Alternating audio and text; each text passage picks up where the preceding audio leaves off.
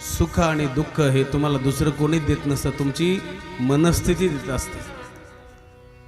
बंगला किती मोठा आहे हे महत्वाचं नाही, तुम्ही त्याच्यात समाधान किती मानता हे महत्वाचं. तुमची झोपडी असेल पण तुम्हाला जर समाधान मिळायचं असेल तर त्या झोपडीमध्ये तुम्ही समाधान मानणं आवश्यक असतं. समाधान हे श्रीमंतीवर अवलंबून नाही, सुख हे तुमच्या बंगल्यावर झोपडीवर अवलंबून नाही, तुमच्या मनस्थितीवर अवलंबून आहे. काही काही लोक एवढे श्रीमंत आहेत, गाद्यावर गाद्या 2-4 गाद्या टाकून सुद्धा झोप लागत नाही. उजवीकडे डावीकडे इकडं तिकडं तिकडं इकडं झोप लागत नाही, झोपेच्या गोळ्या खाव्या लागतात. आणि माझा शेतकरी उसाला दारं धरताना शेतामध्ये ढेकळामध्ये पडल्या पडल्या झोपतो. सांगा, झोप ही गादीवर अवलंबून आहे का तुमच्या मनस्थितीवर अवलंबून? मनस्थितीवर अवलंबून आहे ना. याच्यापेक्षा अजून सोपं करू, एखाद्या माणसाचा मोठा बंगला असतो, पैसे असते, सगळं काय असतं, पण रात्रभर झोप लागत नाही. मांजराने जरी उडी मारली तरी उठून बसत ताडकीना, कोण आलं रे, बरोबर आहे. अरे एखादं कुत्र रस्त्याला झोपतं महाराज, फुटपाथला फर्राटेदार झोपतं, त्याच्या जवळून गाडी गेली तरी त्याला घेणं देणं नसतं. का? त्याला त्याचं समाधान आहे ना दादा. तो असं म्हणत नाही मला बंगला पाहिजे, मला गाडी पाहिजे, असं काही घेणं देणं नाही त्याला. काही लोकांकडे भरपूर आहे पण त्याचा चेहरा कधी बघा महाराज फुटक्या गौरी सारखाच असतो.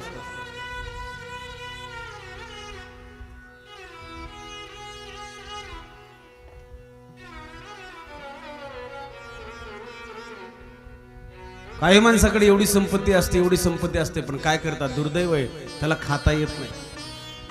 ताटामध्ये पदार्थ भरपूर आहेत पण खाता येत नाही, याच्यापेक्षा दुर्दैव काय महाराज. म्हणून ताटामध्ये किती पदार्थ आहे याच्यापेक्षा तुम्हाला भूक किती आहे हे महत्वाचं आहे.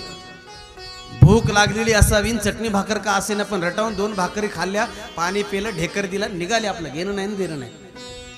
पंचपक्वान आहेत ताटामध्ये, जामून आहे, बालुशा आहे, गुलाबजाम आहे, बासुंदी आहे, खीर आहे, तोंडाला पाणी येऊ देऊ नका, सगळं काही ताटात भरलेलं आहे. कांद्याचे भजे आहेत, काय म्हणतात त्याला, टमाट्याचे भजे आहेत, टमाट्याचे असतात का, टमाट्याचे भजे आहेत, असतात हो, मी खाल्लेले म्हणून असतातच. हां, आमच्या सुमित महाराजाला खाऊ घालायचे विचारा, ते खाऊ घालतात बरोबर. टमाट्याचे भजे आहेत ताटामध्ये, कांद्याचे भजे आहेत, बटाट्याचे भजे आहेत, पापड आहे, सगळं काय आहे. पंचपक्वानाचं ताट भरलं आणि मला जेवायला बोलवलं. महाराज चला जेवायला. गेलो, आपल्याला काय महाराज, 20 गाव 30 गाव, भिकारीला 40 गाव. गेलो जेवायला, बसलो जेवायला, बसल्याच्या नंतर महाराज आता पंचपक्वान जेवायला ताटावर, हे सगळे माझ्या सोबतच होते. बसलं जेवायला, पाणी पुंडलिकावर धारी विठ्ठल, पाणी फिरवलं. आम्हाला काय महाराज, माऊलीची कृपा आहे आमच्या डोक्यावरती, काय होत नाही, ना जळजळ ना फळफळ ना काहीच नाही. की 3दा जेवा ना तुम्ही एका टायमाला.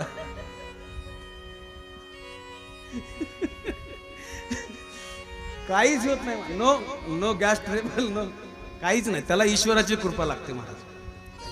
ताट भरलेलं पंचपक्वानाचं, जेवायला बसलं, पुंडलिकावर धारी चालू झालं आणि घर मालकाला म्हणलं, मालक काय बसा ना जेवायला, एक तर जामून खा. ते म्हणलं का महाराज, एक जामून तोंडात टाकलं तर बिगर तिकीट गंगासागरला जावं लागेल. का? डॉक्टरने सांगितलं इथून पुढे आयुष्यात काहीच खायचं नाही. म्हणलं मग काय खाता? काहीच नाही, ज्वारीची भाकरी, मुगाच्या डाळीचं पाणी. अरे पंचपक्वानाचं ताट भरलेलं आहे आणि जर खाता येत नसेल तर याच्यापेक्षा दुर्दैव काय दादा.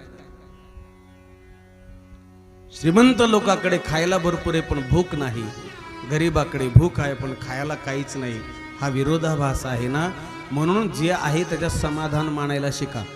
म्हणजे याचा अर्थ कष्ट करू नका असं नाही हा, याचा अर्थ कमाई करू नका असं नाही हा, याचा अर्थ खूप कमाई करा, प्रगती करा, पण आहे त्याच्यात समाधानी मानून जीवन जगा तर सुख मिळेल. सुदामजी म्हणाले नाही जाणार मी. का? तो द्वारकेचा राजा झालं म्हणून काय झालं, मी माझ्या पर्णकुटीचा राजा आहे, थोडा बेस द्या नॉर्मल. पत्नी म्हणाली मग एक काम करा ना. काय? आपल्या घरी काहीच नाही हो, तुमचा मित्र द्वारकेचा राजा आहे, त्याला काहीतरी मागून आणा ना. सुदामजी म्हणाले हे बघ, मला जर दुसऱ्याच्या पुढे हात पसरायला लावत असतील तर मी जाणार नाही.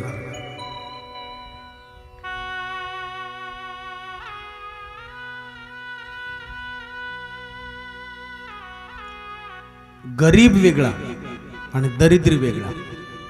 सुदामजी गरीब आहेत पण दरिद्री नाही. काही माणसं दरिद्री असतात दरिद्री कुणाला म्हणायचंय? ज्याच्याकडे जळता जळत नाही तरी सुद्धा पण दुसऱ्याचं लुटायची भावना अंतःकरणातून गेली नाही, त्याला म्हणायचे दरिद्री.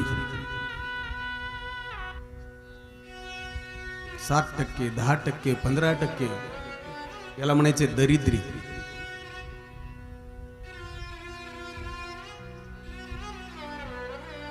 सुदामजी गरीब होते.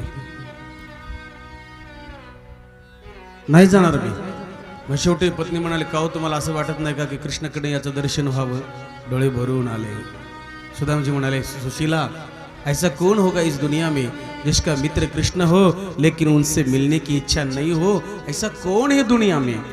लेकिन क्या करूं सुशीला, शास्त्र कहता है कि 3 जगह पर खाली हाथ मत जाना. सुशीला म्हणाले, मी व्यवस्था करून देते ना. 3 ठिकाणी रिकाम्या हाताने जायचं नाही असं शास्त्र सांगितलेलं आहे. 1, गुरुकडे जाताना रिकाम्या हाताने जाऊ नका.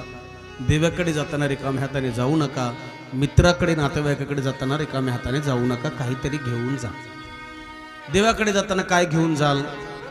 जाताना तांब्यावर पाणी, एखादं फूल. भगवान गीतेत बोलतात ना 15व्या अध्यायामध्ये, पत्रम पुष्पम फलम तोयम यो मे भक्ता प्रहेष्यति तदहम भक्त पौरुत मश्नामी प्रयतात म्हणा. पाणी घेऊन जा, फूल घेऊन जा, काहीतरी घेऊन जा, एखादं फळ. गुरुकडे जात असताना ज्याची ज्याची जशी भावना, फळ वगैरे काय असेल ते घेऊन जा. मित्राच्या नातेवाईकाच्या घरी जाताना सुद्धा रिकाम्या हाताने जाऊ नका. बरीच माणसं जाताना रिकाम्या हातानेच जातात. नाही काही नेता आलं कमीत कमी ते ज्याच्या घरी आपल्याला जायचंय त्याच्या घरी लेकरं असतील, त्या लेकरासाठी कायला थोडंफार खायला घेऊन जा. ही रीत आहे. सुदामजी म्हणाले, आपल्याकडे काहीच नाही, जायचं कसं? पत्नी म्हणाली, काळजी करू नका, व्यवस्था करून देते. 4 घरी गेले. 4 मोठा पोहे गोळा केले, गाठोडीमध्ये बांधले, सुदामजी जवळ दिले, सांगितलं जाव. पण इथे एक प्रश्न आहे बरं का. घरातली माऊली जर चांगली असेल तर संसार सुखाचा होतो. वाक्य नीट आहे का? संसार हा संसाराचा गाडा सगळा घरातल्या माऊलीवरच अवलंबून असतो. 75 नाही 99%. घर हे घरातल्या स्त्रीवर अवलंबून असतं. कोणीतरी विचारलं, म्हणले महाराज का होते? सुशीलाने 4 घरचे 4 मोठी तांदूळ गोळा केले, पोहे गोळा केले, त्यापेक्षा एकाच घरचे जर 4 मोठे आणले असते जमले नसते का? पण सुदामजी भोळे आहेत पण पत्नी हुशार आहे. ज्या घरचे माणसं भोळे असतात त्या घरच्या बाया हुशार असतात, आणि ज्या घरचे माणसं हुशार असतात त्या घरच्या बाया भोळ्या असतात. देव दोन्हीही एका लेवलचे घरात देत नाही, ध्यानात ठेवा. प्रयत्न करून बघा. कारण दोन्ही जर हुशार दिले तर ते एंड्रिल पिऊन झोपी जातील. कारण दोघे सारखेच ना. ती म्हणते मी काय कमी आहे काय, माझ्या बापाचं आडनाव वाघ आहे. म्हणून दोन्ही हुशार देत नाही. दोन्ही गाडीचे रथाचे चाक जे आहेत ना संसाराच्या, हे दोन्ही वेगळे वेगळ्या स्वभावाचे, एक शांत एक रागीट असं असलं पाहिजे. एक सारखे असून चालत नाही ना. सुशीलाला माहित होतं माझा मालक एवढा काय, माझा भोळा एवढा मालक की तो द्वारकेला जरी गेला, सोन्याची द्वारका आहे, त्याचा मित्र राजा आहे, पण हे एवढा निष्ठावान आहे आणि एवढं वैराग्य अंगामध्ये आहे आणि एवढा एकनिष्ठ माणूस आहे, तिथं मित्राच्या दारात गेल्यानंतर सुद्धा एका गुंज एवढ्या सोन्याची मागणी करणार नाही ना, अपेक्षा करणार नाही. मग देवाला कळेल कसं की याच्या घरी खायला नाही? मग कमीत कमी या पोह्याकडे बघितल्यानंतर देवाच्या लक्षात यावं की हे सुदामजीच्या घरी 4 मोठी पोहे सुद्धा नाही, 4 घरचे मागून आणले, हे देवाच्या लक्षात यावं म्हणून तिने 4 घरचे 4 मोठी पोहे बांधून दिले. कारण 4 घरचे एका जागी आले की एकसारखे नसतात. काही तुटलेले, काही खराब झालेले, काही पिवळे झालेले, ते गाठोडीत बांधून दिले. आणि सुदामजीला सांगितलं, जल्दी आना पतिदेव, हमें अच्छा नाही लगेगा. परिस्थितीचा विचार केला. पायात चपला नाही, रक्ताळलेले पाय, फोडा आलेले, तिला मोडकी काठी, तिला 3 ठिकाणी चिंध्या गोंडाळलेल्या, फुटका लोटा तुटक्या दुरूने बांधलेले, मळकट पागोटे, 12 बंडी, गुडघ्याच्या वर धोतर आहे, हाडेनाडे मोजून घ्यावीशी तब्येत आहे, चेहरा मात्र तेजस्वी आहे. चेहरा तेजस्वी का? साधनेचं फळ आहे ना दादा, नामस्मरणाचं फळ आहे ना दादा चेहऱ्यावरती.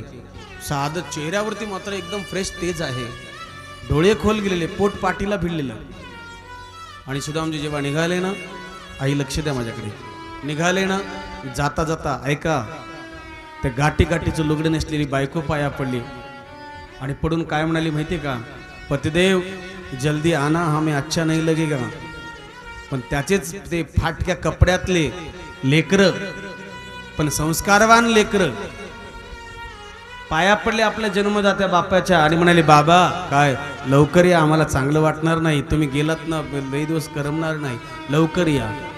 एक वाक्य सांगू, अंगावरचे कपडे फाटके असले तरी चालतील, पण माणसाचे विचार फाटके नसावे.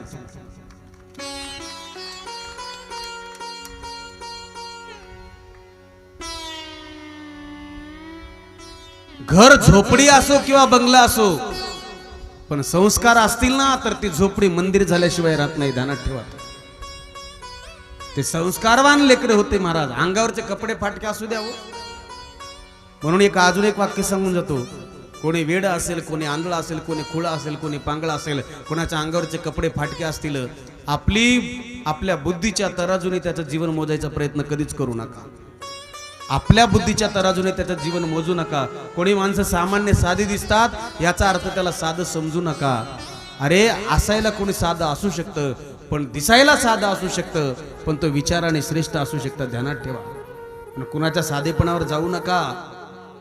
आपल्यापेक्षा कमजोर आहेत म्हणून त्याची चेष्टा करू नका, कारण ही सगळी सृष्टी ईश्वरानेच निर्माण केलेली आहे ना. तर त्याच्या कर्माने वेड झाला असेल, त्याच्या कर्माने पांगळा असेल, त्याच्या कर्माने आंधळा असेल, त्याचं कर्म असेल, पण त्याला तकलीफ होईल असं आपल्या बलिवानातून कधीच बोलू नका. कारण त्याला तकलीफ झाली, त्यांच्या अंतःकरण दुखलं, समजून चला ईश्वर तुमच्यावरती नाराज झाला, तकलीफ झाली. दिसणं आणि फसणं, एक वाक्य ऐका, असणं आणि दिसणं यातला फरक कळाला की माणसाचं फसणं कमी होत असतं. लक्षात येते? म्हणून कुणाला सामान्य समजायचं नाही, कुणाची चेष्टा करायची नाही. सुदामजी दिसायला साधे होते. सुदामजी म्हणाले, ते लेकर फाटक्या कपड्यातले आले, हे बसारे खाली पूर्ण कपड्यातले पाया पडले, सांगितलं बाबा लवकर या बरं. सुदामजी निघाले आणि पत्नीला हात जोडले. शेवटी जाता जाता पत्नीला म्हणाले, सुशीला काय 3 दिन से मेरे बच्चे भूखे, 2 दिन से हम दोनों भूखे, एक काम करना सुशीला, मैं जब तक द्वारिका से वापस नहीं आऊंगा ना तब तक भीख मांग कर खिलाना, लेकिन मेरे बच्चे मरने नहीं देना, बस मैं आता हूं. म्हणून सुदामजी निघाले. चले श्याम सुंदर से मिले सुदाम, चले श्याम सुंदर से चले श्याम सुंदर से मिलने सुदामा, चले श्याम सुंदर से मिलने सुदामा.